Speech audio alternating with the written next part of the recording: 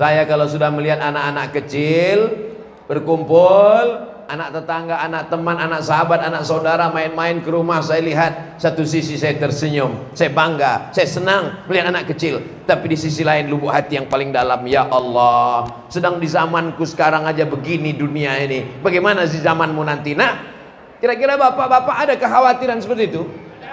Ibu-ibu ada kekhawatiran? Ternyata saya tidak salah duga, saya sedang berhadapan dengan wajah-wajah yang penuh kekhawatiran.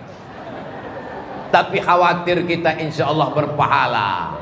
Karena khawatir kita berpahala. Kenapa? Karena khawatir anak kita karena ibadahnya. Bukan khawatir karena takut miskin. Rezeki dijamin Allah subhanahu wa ta'ala. Nyamuk dijamin Allah rezekinya. Nyamuk makhluk yang terkecil, makhluk yang terlemah, sayapnya tidak berdaya, tapi rezekinya luar biasa. Di mana rezeki nyamuk? Di tubuh bapak-bapak dan ibu-ibu. Hebat nyamuk ini. Nyamuk ini selevel dengan Dracula. Bapak gagah, perkasa, tegap, berotot, tapi digigit. Ada raja yang sangat berkuasa, 400 tahun memimpin dunia, tidak ada yang bisa mengalahkannya. Di zaman Nabi Ibrahim, namanya Namrus. Namrus matinya digigit nyamuk. Ketika dia sedang bangga angku sombong, datang nyamuk, masuk ke dalam lubang hidungnya, naik ke matanya, naik ke otaknya. Namrus memukul kepalanya, dia pukulkan ke dinding. Akhirnya dia ambil martel, palu, dia pukul, mati nyamuknya beserta dianya.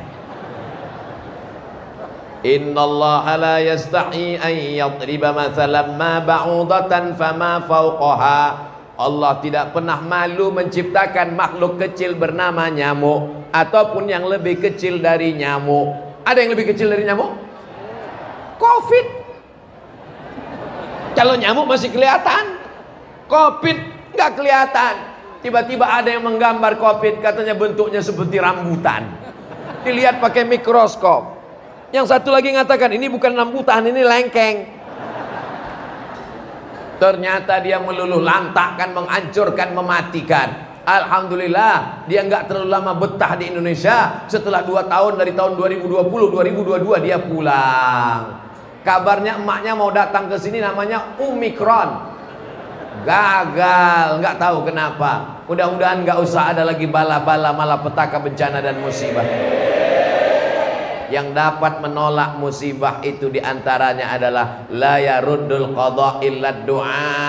Tidak ada yang bisa menolak takdir jelek kecuali doa. Itu semua barokah dari doa Bapak Ibu yang ada memakmurkan Masjid Al-Baitul Ma'mur. Anak-anak ini mengikut orang tuanya. Orang tuanya suka ngaji, anaknya ngaji. Orang tuanya pakai jilbab, anaknya ikut pakai jilbab. Orang tuanya suka pengajian baca Quran, yasinan, tahlilan, anaknya ikut. Kalau orang tuanya suka karaoke, kalau orang tuanya suka diskotik, kalau orang tuanya suka nyanyi, maka anak-anak mengikut orang tua. Maka kata Nabi SAW, ma min mauludin illa yuladu alal fitrah. Semua anak yang lahir itu dalam keadaan fitrah. Fa'abawahu, bapaknya ibunya, yuhawidanihi, membuatnya jadi Yahudi, ayunasiranihi, membuatnya jadi Nasrani, ayumajisanihi, merubahnya jadi Majusi. Itu tergantung orang tua.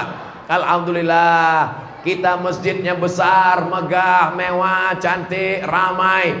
Ustaz Somad, kira-kira masjid ini sudah bagus? Oh, bagus sekali. Ada kaligrafinya luar biasa. Jamnya sudah tepat di pintu luar supaya saya tahu pulangnya jam berapa. Ustaz Abdul Somad nanti tausiahnya sampai jam 1. Saya dikasih tahu demikian. Jadi saya tahu waktunya. Kenapa? Ada jamnya. Kadang-kadang jamaah ini pengurus masjidnya salah, buat jam di samping. Akhirnya khotib pas khutbah, jamaah yang dimuliakan Allah. Ini udah tepat betul, sudah bagus. Ada TV-nya, cantik, mantap. Kenapa nggak dipasang di bawah? Supaya maling susah ngambil. Jeruji besinya bagus, sound systemnya bagus, sehingga suara menggelegar. Kalaupun yang agak-agak kurang itu kalau dicari, kira-kira yang kurang ini apa di masjid kita ini? Yang kurang cuman satu aja, kipas angin. Oh, udah banyak Pak Ustadz. Setiap tiang ada kipas anginnya. Ini bukan salah panitia. Ini jamaahnya sudah terlebih. Kalau bahasa kampung saya, over capacity. Ini sudah kelebihan jamaahnya. Bahkan sampai ada yang di luar sana. Bahkan sampai ada yang di luar sana. Yang saya heran, bagaimana mereka bisa dengar tausiah di luar sana? Rupanya ada layar di sana. Masya Allah, tabarakallah. Mohon maaf saudaraku, saya sempat suuzon. Masya Allah, tabarakallah. Mudah-mudahan yang ada di luar nanti di surga, enggak di luar. Masuk ke dalam surga Jannatul Firdaus insyaallah. Amin. Tausiah saya ini sudah banyak didengar orang Bekasi, ditonton di YouTube, ditonton di Instagram, ditonton di TikTok, ceramah dipotong-potong. Hari ini mereka datang mau lihat apakah Abdul Somad itu memang betul ada di alam nyata atau dia ini cuman hoax belaka. Akhirnya kita bisa berjumpa, bertatap muka, pernah ngelihat. Nanti kalau ditanya orang, pernah kamu dengar ceramah Ustaz Abdul Somad? Pernah. Di mana? Di radio. Pernah ngelihat orangnya? Enggak. Saya ketika dibawa ke tempat sekolah tahfiz Quran, mohon maaf tunanetra, saudara kita yang nggak bisa ngelihat. Sampai di sana kami pun salaman. Assalamualaikum Pak. Waalaikumsalam. Habis itu dia pegang badan saya. Oh, ternyata Ustaz Somad kurus ya. Saya tanya, kenapa Bapak ngomong gitu? Kami nggak pernah ngelihat Ustadz, karena kami rezeki kami diambil Allah Ta'ala. Tapi kami sering dengar suara Ustadz, suaranya besar, bayangan kami orangnya besar, ternyata orangnya kurus. Artinya apa? Belum tentu sama seperti yang kau bayangkan. Kamu pernah dengar ceramah Ustaz Somad? Pernah. Di mana kamu dengar? Saya nontonnya di TV. Pernah langsung belum? Belum pernah. Hari ini ketemu langsung. Gimana kesannya? Ternyata yang di TV itu wajahnya hitam. Kalau pas langsung lebih hitam. Jamaah yang dimuliakan Allah Subhanahu wa taala. Saya heran ini dari tadi. Kenapa ada satu orang jamaah nggak ngelihat ke sini, malah ngelihat ke sana, tangannya gini-gini terus. Rupanya beliau menerjemahkan ceramah Ustaz Somad. Allahu Akbar. Masya Allah. Itu artinya saya terima kasih. Itu bahasa saya sendiri. Ini hebat. Mestinya di setiap ceramah Ustaz Somad itu mesti ada satu penterjemah. Mestinya masih banyak. Karena semua saudara kita mesti menikmati tausiah ceramah ayat-ayat Al-Quran. Betul? Saya sudah tausiah di mana-mana. Baru di Masjid Al-Baitul Ma'mur lah ada penterjemah untuk saudara-saudara kita. Allahu Akbar.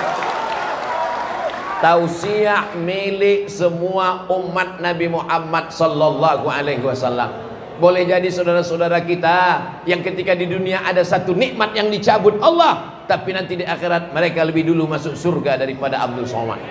Saudara-saudaraku, tolong doakan Abdul Somad supaya diampunkan dosa-dosanya, supaya diangkat derajatnya, supaya dimasukkan dalam surga Jannatul Firdaus bersama para nabi, bersama para siddiqin, bersama orang yang mati syahid, bersama Nabi Muhammad sallallahu alaihi wasallam. Bapak Ibu semua yang dimuliakan Allah Subhanahu wa taala, ada seorang ibu yang duduk meneteskan air mata saat melihat anaknya bersanding di pelaminan.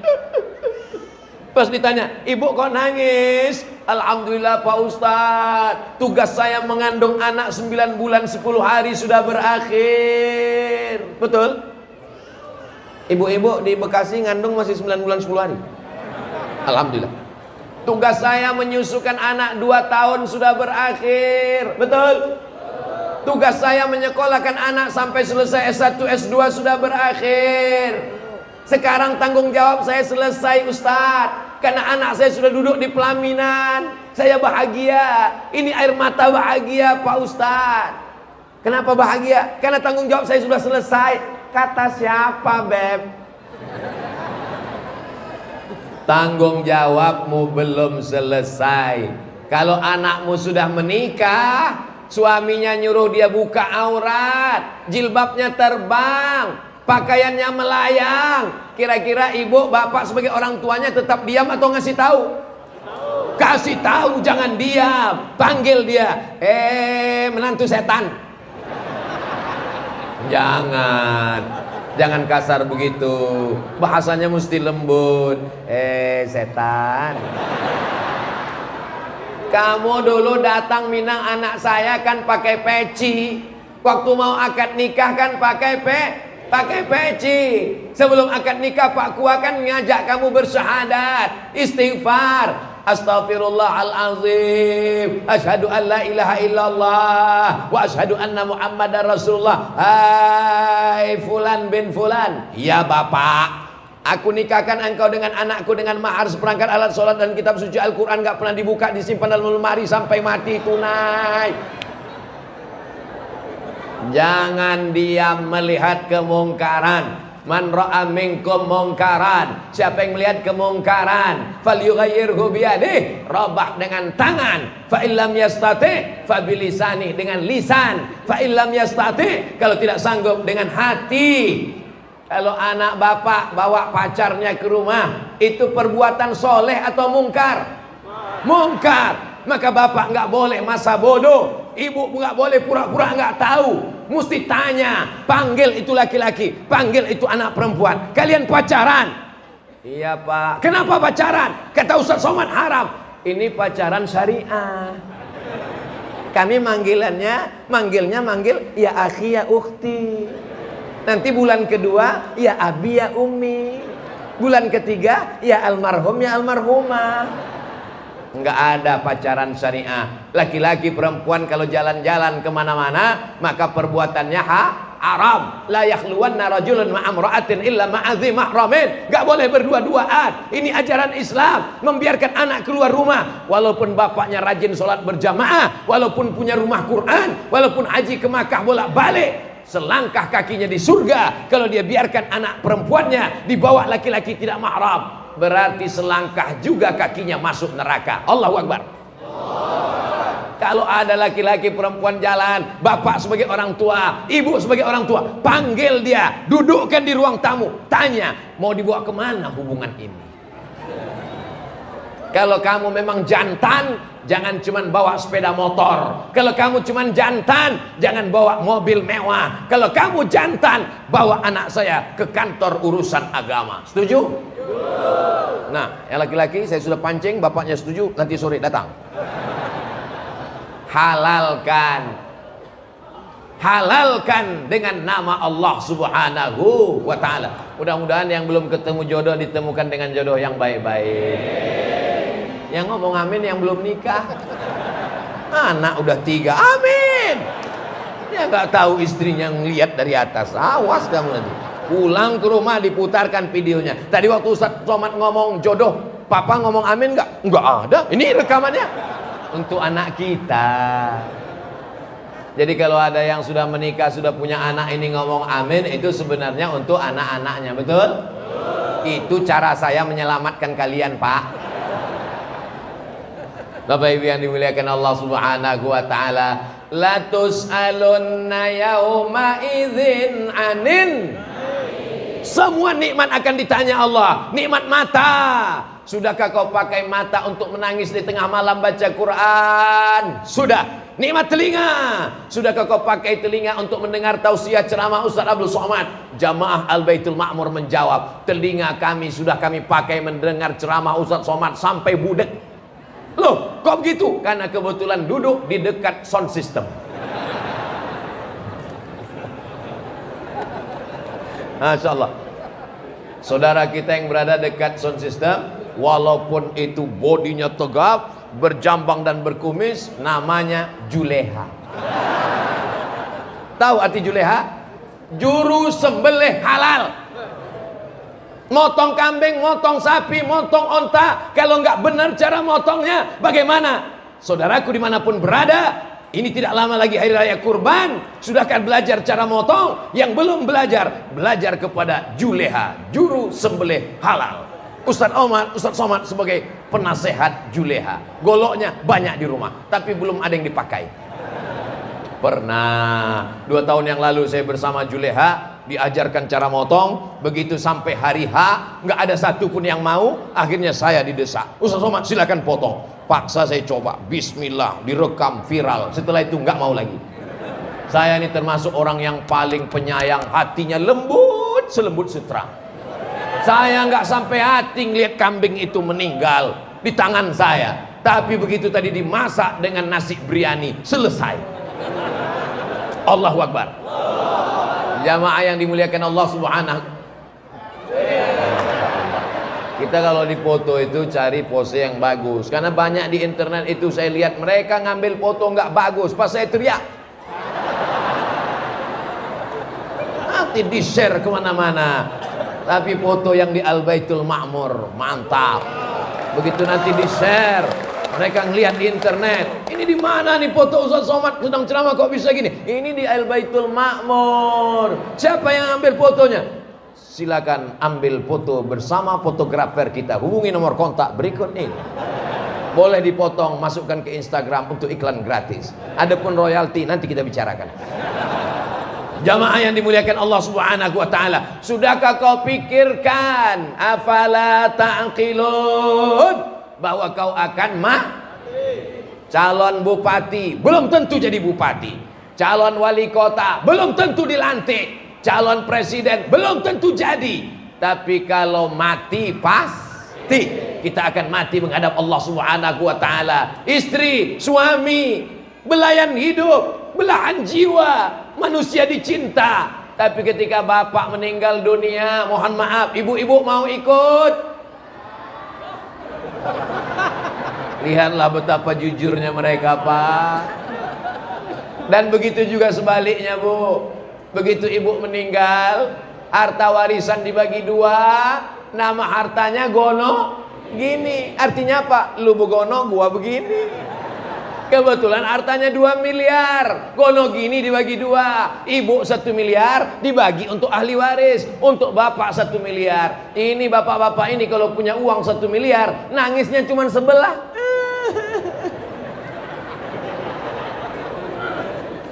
Oh, dasar Ustadz Somad, Ustadz provokator.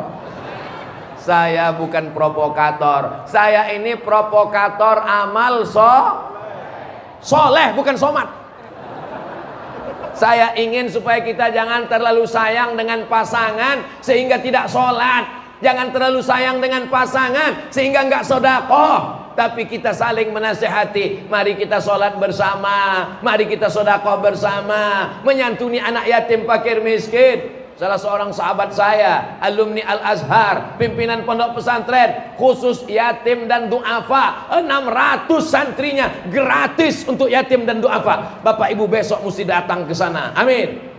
Assalamualaikum Pak Kiai. Waalaikumsalam. Berapa anak yatim di sini? Ada 600 orang. Saya mau kasih mereka makan. Bagus. Berapa orang? 3 orang aja. Sesuai dengan kemampuan kita masing-masing. Matanya selamat, telinganya selamat, otaknya selamat, hatinya selamat, istrinya selamat, anaknya selamat, sudah siap masuk surga. Tapi dia masih egois. Kenapa? Karena tetangga dekat rumahnya belum pakai hijab, tetangganya belum sholat berjamaah. Ini orang egois. Orang Islam tidak mau masuk surga sendirian. Betul? Kira-kira Bapak Ibu kalau masuk surga Ustaz Abdul Somad nggak ada di dalam, mau apa enggak? Ternyata mau semua. Orang Islam, jamaah Masjid Al-Baitul Ma'mur, setelah sampai di surga, dia akan nanya sama malaikat, jamaah kami mana? Imam kami mana? Khotib kami mana? Saudara kami mana? Karena mereka ingin bersama-sama dalam surga Jannatul Firdaus. Jadi kalau ada nanti yang nanya, kamu kok nggak sholat? Kamu kok nggak puasa? Kamu kok nggak sholat? Kamu kok nggak zakat? Itu dia bukan resek. Jangan sampai ada orang, jangan urus-urus sholat saya, urus saja surgamu, jangan kau urus nerakaku, karena nerakaku bukan surgamu. Ditulis lagi di baju kaos, urus surgamu, jangan urus nerakaku. Ini orang nggak ngerti ajaran Islam. Orang Islam itu adalah amar ma'ruf nahi munkar. Kita tidak selamanya bisa bersama. Karena ada waktu yang memisahkan kita. Ajal akan tiba, malaikat maut mencabut nyawa, dan kita akan berpisah. Bapak di dunia, saya pindah ke alam barzah. Begitu juga dengan pertemuan kita siang ini. Sudah sampai jam 1 tepat, Ustadz Somad mesti ke airport, karena pesawatnya bukan pesawat pribadi. Tapi saya yakin dan percaya, walaupun kita berpisah, kita tetap saling mendoakan.